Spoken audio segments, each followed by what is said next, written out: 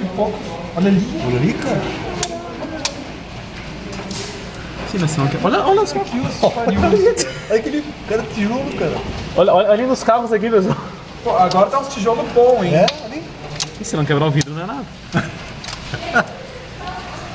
Lá o carro do Thiago se fudeu.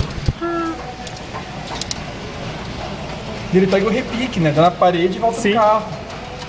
Mas tá jogando direto lá. Puta, tá chegando direto no meu agora, esse pouco. Tá de outro lado do que ver. O negócio tá debaixo da... Vamos testar o sistema de... Vamos ver se...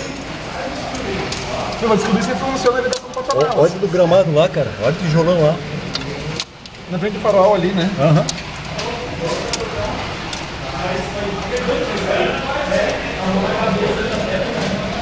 Caramba, meu, eu nunca vi coisa disso. Ah, não vai dar nem pra trabalhar.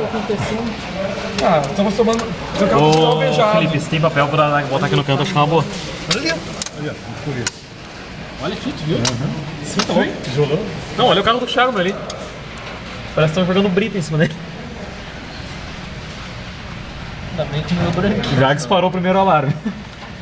Ai, meu. Não é o meu. Uau, pessoal, tá louco.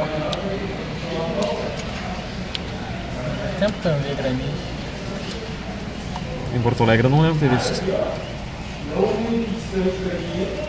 Fazia tempo que eu não via uma chuva assim. Ah, já tá vindo sol, mas tá acabando, espera.